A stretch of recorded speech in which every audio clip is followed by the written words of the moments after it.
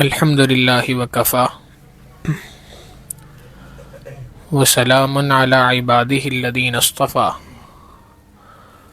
اما بعد فاعوذ باللہ من الشیطان الرجیم بسم اللہ الرحمن الرحیم والذین جاہدوا فینا لنہدینہم سبلنا وإن اللہ لمع المحسنین سبحان ربک رب العزت عما یصفون وسلام علی المرسلین والحمد للہ رب العالمین اللہم صلی علی سیدنا محمد وعلی آل سیدنا محمد وبارک وسلم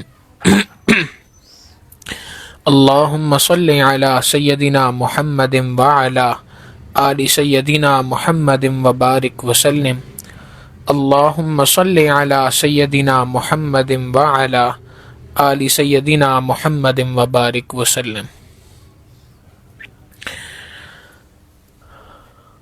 اللہ رب العزت کا اس دنیا میں انسان کے ساتھ ایک عام قانون یہ ہے کہ دنیا میں انسان کو جو مختلف نعمتیں اور چیزیں ملتی ہیں وہ اس کی طلب کی بنیاد پر ملتی ہیں۔ جس چیز کی طلب ہو اللہ رب العزت وہ نعمت وہ چیز انسان کو عطا فرما دیتے ہیں، اور جس چیز کی طلب نہ ہو وہ چیز بھی عام طور پہ نہیں ملتی۔ حتیٰ کہ چھوٹا بچہ ہے، جب تک کہ رو کر اپنی طلب کا اظہار نہیں کرتا اس وقت تک ماں اس کو دودھ بھی نہیں دیتی۔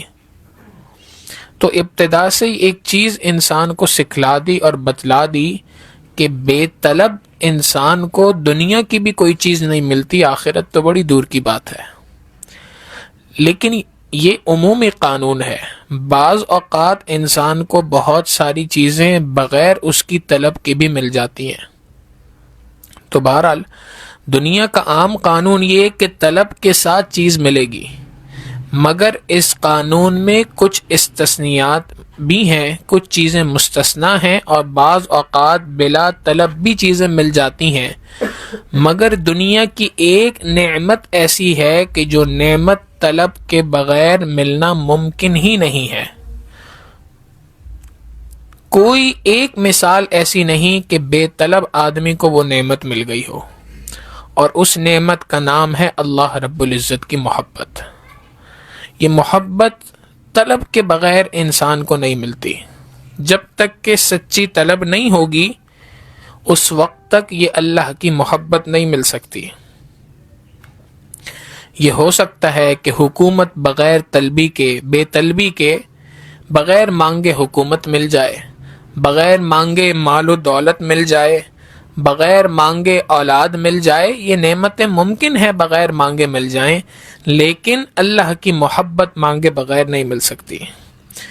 لہٰذا جب بندہ اس بات کی طلب کا اظہار کرتا ہے کہ اے اللہ مجھے آپ کی محبت چاہیے، اور وہ سچی طلب کا اظہار کرتا ہے، تو اس کی سچی طلب کے اظہار پر ہی اللہ رب العزت اس کو اپنی محبت کی نعمت عطا فرماتے ہیں۔ یہ جو قرآن کریم میں اللہ رب العزت نے ارشاد فرمایا یا ایھا الذین آمنوا آمنوا باللہ ورسولہ، لفظی ترجمہ دیکھیں تو یہ بنتا ہے اے ایمان والوں ایمان لے آؤ اللہ اور اس کے رسول پر۔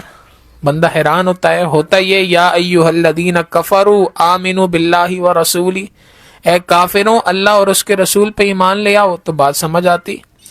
یہاں تو کہا جا رہا ہے جو پہلے سے ایمان لا چکے ہیں، کلمہ پڑھ چکے ہیں، اللہ اور اس کے رسول کو مانتے ہیں، ان سے کہا جا رہا ہے اللہ اور اس کے رسول پہ ایمان لے آؤ۔ علماء نے اس آیت مبارکہ کی مختلف تشریحات کی، مختلف معنی بیان کیے۔ ان میں سے ایک معنی یہ بھی ہے کہ یا ایھا الذین آمنو، اے ایمان والوں، آمنوا باللہ ورسولہ، اللہ اور اس کے رسول کو پانے کی طلب کو اپنے اندر پیدا کرنا شروع کر دو۔ عربی کا مقولہ ہے من طلب فقد وجد، جس نے طلب کا اظہار کیا اس نے اس چیز کو پا لیا۔ اور ہمارے حضرت تو یہ بات فرماتے ہیں کہ بے طلب انسان جو ہوا کرتا ہے تو بے طلبی کی سزا سوائے محرومی کے اللہ کے نزدیک کچھ اور نہیں. اللہ ایسے بندے کو محروم فرما دیا کرتے ہیں. اور سادہ سی مثال ہے، اللہ نے ہماری سمجھنے کے لیے ہی اس کو بنایا غالباً، اور وہ یہ ہے کہ ایک دور حبشہ کا رہنے والا شخص ہے، شکل و صورت کا بھی انوکھا، مگر دل میں سچی طلب ہے تو اللہ رب العزت نے ایسی قبولیت عطا فرمائی کہ نبی علیہ الصلوۃ والسلام کی جانثار صحابہ میں شامل ہو گئے، دنیا میں چلتے ہیں، اور اللہ رب العزت نے یہ انتظام فرمایا کہ نبی علیہ الصلوۃ والسلام ان کے دنیا میں چلنے کی آہٹ کو جنت کے اندر سن رہے ہیں، حضرت بلال رضی اللہ عنہ. طلب تھی، حبشہ کے رہنے والے شخص کو اللہ نے یہ مقام عطا فرما دیا، اور طلب نہ تھی تو نبی علیہ الصلوۃ والسلام کے سگے چچا ہیں، ٹائٹل بن گیا ابو جہل. طلب کے اوپر اللہ کی جانب سے فیصلے ہوتے ہیں.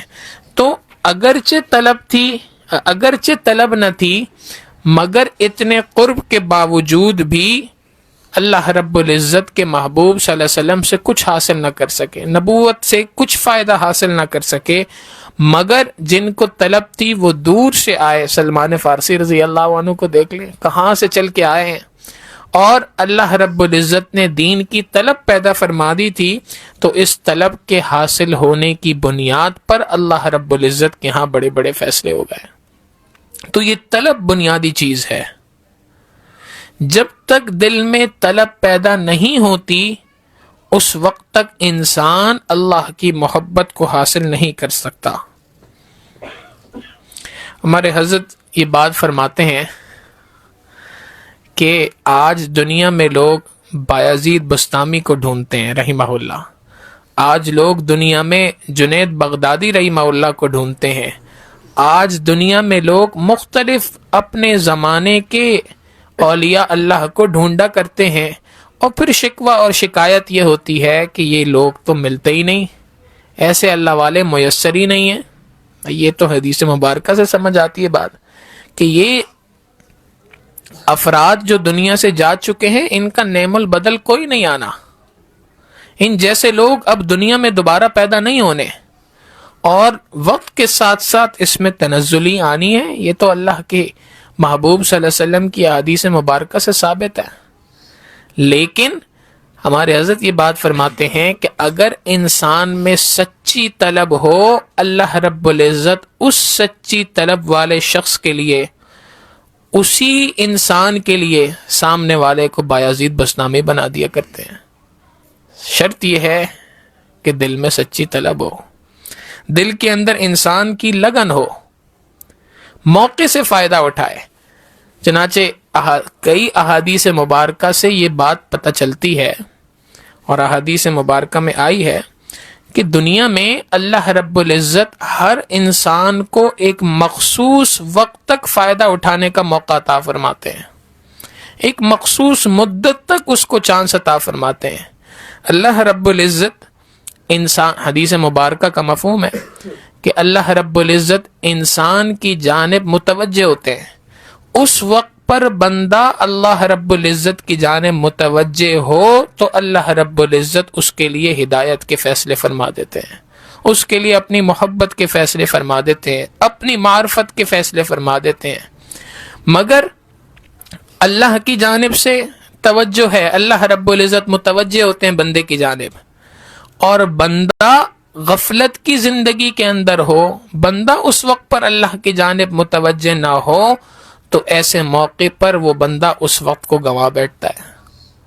یعنی اسی طرح سے مثال ہے کہ جیسے دنیا کے اندر ہوتا ہے، ایک بندہ ہے، کوئی فقیر ہے، مانگنے والا ہے، اور وہ سگنل پہ آتا ہے، کسی گاڑی کا شیشہ کھٹکھٹاتا ہے اور مانگتا ہے. وہاں پہ تھوڑی دیر تک کھڑا رہتا ہے، اندر بیٹھے شخص کا دینے کا ارادہ نہیں ہے. کچھ دیر گزرتی ہے، اب وہ نیت کرتا ہے کہ اچھا بھائی یہ جا نہیں رہا، چلو میں اس کو کچھ دے دوں. ادھر اس نے اپنی جیب میں ہاتھ ڈالا اسی وقت پہ وہ بھی مایوس ہو گیا کہ بھئی یہاں سے نہیں مل رہا، چلو اگلا کوئی در دیکھتے ہیں، وہ اگلی گاڑی کی طرف متوجہ ہو گیا۔ تو حقیقت یہ ہے کہ جب دینے والا اس فقیر کی جانب متوجہ ہوا، چونکہ اس کی توجہ نہیں تھی، وہ محروم رہ جاتا ہے۔ بینی اسی طرح سے پروردگار عالم روزانہ انسان کی جانب توجہ فرماتے ہیں، لیکن بندہ اگر اس وقت پر غفلت کا شکار ہو تو پھر اس کو کوئی چیز نہیں ملتی۔ لہذا پھر اسی طرح سے احادیث مبارکہ سے یہ بات پتہ چلتی ہے، ہمارے حضرت فرماتے ہیں کہ اللہ رب العزت انسان کو اپنی محبت کے حصول کے لیے ایک خاص وقت عطا فرماتے ہیں۔ یہ ہر گھڑی، ہر دن، ہر لمحہ نہیں ہوتا، بلکہ بعض اوقات اللہ کی خاص رحمت بندے کی جانب متوجہ ہوتی ہے، خاص وقت اللہ رب العزت اس کی جانب توجہ فرماتے ہیں۔ اس موقع پر جس نے فائدہ اٹھا لیا وہ کامیاب ہو گیا، اور جس نے فائدہ نہ اٹھایا وہ ناکام ہو گیا۔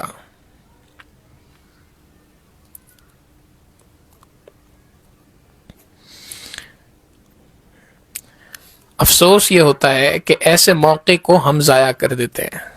یہ موقع زندگی میں بار بار نہیں آیا کرتے، ہر دن نہیں آیا کرتے، اور جب یہ موقع آ جائے، آپ دیکھیں نا حدیث مبارکہ میں آتا ہے، نبی علیہ الصلوۃ والسلام نے یہ بات فرمائی، بلکہ قرآن کریم کی آیات سے بھی پتہ چلتا ہے کہ کل قیامت کا دن ہوگا، اور اس دن انسان اللہ رب العزت سے مہلت مانگے گا، اے اللہ مجھے مہلت عطا فرما دیجئے۔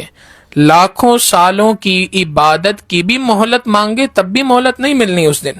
اس کا مطلب یہ ہے کہ انسان کی اس دنیا کی جو تھوڑی سی زندگی ہے، یہی زندگی اصل ہے، یہی زندگی بنیاد ہے اس آخرت کی زندگی کا۔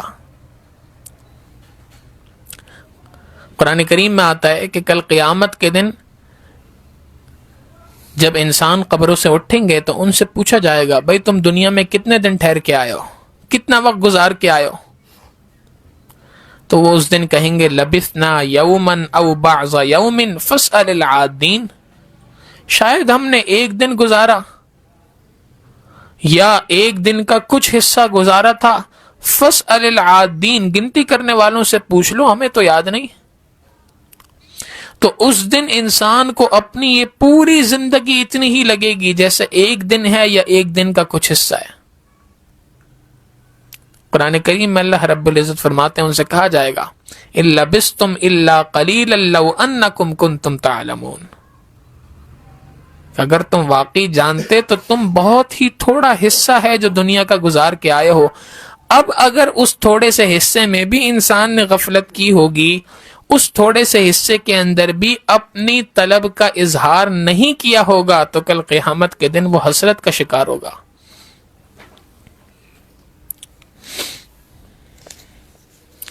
غنیمت جان لو مل بیٹھنے کو، غنیمت جان لو مل بیٹھنے کو، جدائی کی گھڑی سر پر کھڑی ہے۔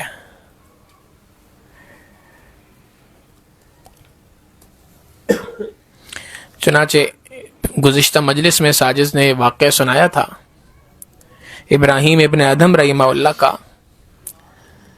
کہ اپنے محل کے اندر ہیں اور چاہتے ہیں کہ اللہ رب العزت کی محبت حاصل ہو جائے، اس محبت کے حصول کی چاہت دل کے اندر ہے، مگر اس چاہت سے آگے کوئی کام نہیں۔ آج ہمارا بھی یہی مسئلہ ہے، ہم اللہ رب العزت کی محبت کو حاصل کرنا چاہتے ہیں، چاہت ہے، وش ہے ہمارے دلوں کی، خواہش ہے ہمارے دلوں کی، لیکن صرف خواہش کر لینے سے کوئی دنیا کا کام نہیں ہوتا۔ آپ بتائیں، دنیا کا ہر شخص چاہتا ہے جی میں بہترین کاروبار کرنے والا بنوں، تو صرف خواہش کر دینے سے کوئی کاروبار تو نہیں شروع ہو جاتا۔ ایسے ہی اگر بندہ صرف یہ خواہش رکھے کہ میں اللہ رب العزت کی محبت کو چاہتا ہوں، تو اس خواہش کے رکھ دینے سے کام نہیں ہوتا۔ ابراہیم ابن ادھم رحمہ اللہ کی ابتدائی زندگی بھی یہی تھی، خواہش تھی دل میں کہ اللہ کی محبت مل جائے، لیکن یہ صرف فقط خواہش کی حد تک تھی۔ چنانچہ ایک دن اللہ کی جانب سے یہ پیغام تھا، گھر پر اپنے بستر پہ سو رہے ہیں اور اچانک اوپر چھت پر کسی کے چلنے کی آواز آتی ہے. پوچھتے ہیں بھائی کون ہے؟ تو جواب ملتا ہے کہ جناب میں ایک عام انسان ہوں, میرا اونٹ گم ہو گیا ہے تو چھت پر دیکھ رہا تھا کہیں یہاں تو نہیں آ گیا. اب آگے سے جو جواب ملا, ابراہیم ابن ادم رحمہ اللہ نے فرمایا کہ بھائی کبھی اونٹ چھت پر ملا کرتا ہے؟ اگر اونٹ گم ہو گیا تو سڑکوں پہ ڈھونڈو, شاہراہوں پہ ڈھونڈو, جہاں اونٹ بندے ہوتے ہیں ان جگہوں پہ جا کے ڈھونڈو, چھت پہ کہاں سے اونٹ ملے گا؟ تو اس اوپر سے آواز آئی اللہ کے بندے کی کہ بھائی جیسے محل کی چھت پر اونٹ نہیں ملتا, ایسے ہی محل کے اندر رہ کر رب بھی نہیں ملتا. اب یہ جو بات تھی اس کا یہ مطلب نہیں ہے کہ جو شخص بھی اللہ کو چاہتا ہے اس کو محلات سے, اس کو اپنے گھروں سے نکل کر غاروں میں, پہاڑوں میں جانا پڑے گا, یہ مطلب نہیں ہے. بلکہ مطلب یہ ہے کہ صرف محل میں رہ کر بغیر طلب کے اگر تم چاہتے ہو اللہ مل جائے تو بغیر طلب کے رب نہیں ملتا, طلب پیدا کرنی پڑتی ہے. طلب کا اظہار اللہ کے دربار میں کرنا پڑتا ہے. میں نہیں اسی طرح سے جیسے ایک چھوٹا بچہ دودھ پینے کے لیے رو رو کر اپنی طلب کا اظہار کرتا ہے کہ جی میں بھوکا ہوں. اللہ رب العزت کے دربار میں یہ طلب پیدا کرنی ہوتی ہے. قرآن کریم کی جو آیت ہے والذین جاہدوا فینا لنہدینہم سبلنا, جو کوئی ہمارے تک پہنچنے کے لیے ہمارے راستے میں جد و جہد کرتا ہے, کوشش کرتا ہے, اس کوشش سے مراد طلب کا اظہار ہے. تو جب کوئی طلب کا اظہار کرتا ہے لنہدینہم سبلنا, ہم ہاتھ پکڑ کے اس کو اپنے راستے پہ چلا دیا کرتے ہیں. چنانچہ ہمارے سلف صالحین, ہمارے اکابر کس طرح سے اپنی زندگیاں گزارا کرتے تھے, وہ کیسے اپنے اندر طلب پیدا کیا کرتے تھے. اللہ اکبر. سلف صالحین کا یہ معمول کتابوں میں لکھا ہے کہ ہمارے مشائخ کا معمول یہ تھا کہ جب 40 سال ان کی عمر ہو جایا کرتی تھی تو اپنے بستر کو لپیٹ دیا کرتے تھے کہ جی اب تو زندگی کا بہت ہی تھوڑا حصہ رہ گیا ہے, اب اس تھوڑے حصے میں بھی ہم پاؤں پھیلا کر اللہ کے سامنے سوئیں, ہمیں شرم آتی ہے. وہ بستر لپیٹ دیا کرتے تھے کہ جی اب تو رات مصلے پر گزرے گی. یہ طلب کا اظہار تھا اللہ کے دربار میں, اللہ رب العزت کے سامنے. ایک اللہ والے گزرے ہیں, حضرت مولانا حسین علی وہاں بچھڑا والے, وہاں بچھڑا ایک گاؤں کا علاقہ ہے. ان کے بارے میں آتا ہے کہ جب 40-45 سال عمر تھی تو اس کے بعد بہت زیادہ آخرت کی فکر ہو گئی تھی. ساجد نے پہلے بھی واقعہ سنایا ہے کہ ان کی مجلس میں عشاء کے بعد مراقبہ ہوا کرتا تھا جس کی اختتامی کوئی دعا نہیں ہوا کرتی تھی, ساری رات مراقبہ. ان کا معمول یہ تھا کہ جب کوئی شخص ان کے پاس آیا کرتا تھا ملاقات کرنے کے لیے تو کسی سے زیادہ وقت بات نہیں کیا کرتے تھے. 1 منٹ دے دیا, 1.5 منٹ دے دیا, آدھا منٹ دے دیا اور بس اس کے بعد رخصت کر دیا کرتے تھے.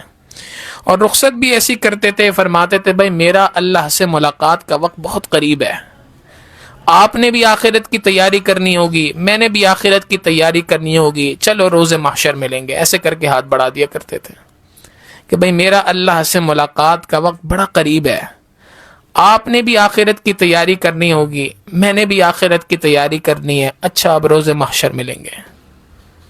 تو یہ ان حضرات کی عبادت کے ساتھ جستجو اور عبادت کے ساتھ شوق اصل میں اللہ کے دربار میں طلب کا اظہار تھا. لہذا مومن کی ذمہ داری یہی ہے کہ وہ کوشش کرے, ایفرٹس لگائے, طلب کا اپنی اظہار کرے.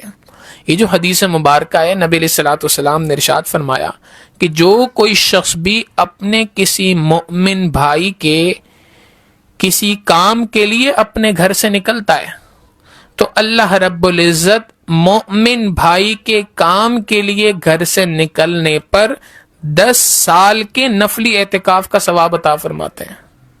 اب ذرا غور کریں کہ یہاں بندہ نکلا ہے, یہ وعدہ نہیں کیا کہ جی کام ہو گیا کہ نہیں ہوا, نہیں, بلکہ یہ بات فرمائی کہ ابھی تم اپنے گھر سے نکل گئے، اللہ رب العزت 10 سال کے نفلی اعتکاف کا ثواب عطا فرمائیں گے۔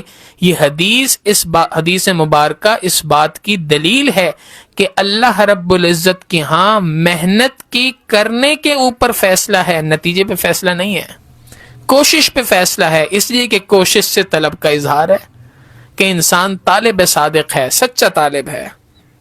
لہٰذا اس چند روزہ زندگی میں انسان کو چاہیے کہ وہ خوب اللہ کے ہاں مجاہدہ کرے، خوب اللہ رب العزت کے ہاں عبادات کے ذریعے سے اللہ رب العزت کے بندوں کو خوش کر کے اللہ رب العزت کی محبت کو حاصل کرنے کی طلب میں لگ جائے۔ حدیث مبارکہ میں آتا ہے نبی علیہ الصلوۃ والسلام رمضان المبارک کے مہینے کا انتظار 2 ماہ پہلے سے کرنا شروع کر دیا کرتے تھے۔ چنانچہ رجب کا چاند دیکھتے اللہ کے حبیب صلی اللہ علیہ وسلم دعا مانگنا شروع کر دیتے تھے، اللہم بارک لنا فی رجب و شعبان وبلغنا رمضان، اے اللہ رجب شعبان میں برکت عطا فرما اور ہمیں خیریت کے ساتھ رمضان المبارک تک پہنچا۔ یہ جو دعا ہے حقیقت یہ ہے کہ رمضان المبارک کے مہینے کی برکات کا اظہار ہے کہ رمضان المبارک کے مہینے کی اتنی برکات ہیں کہ 2 ماہ پہلے سے اس کی تیاری شروع کر دینی چاہیے۔ جو شخص رمضان المبارک کے مہینے کی خبر سن کر اس کے بعد تیاری شروع کرے گا وہ تو اپنا رمضان ضائع کر بیٹھے گا۔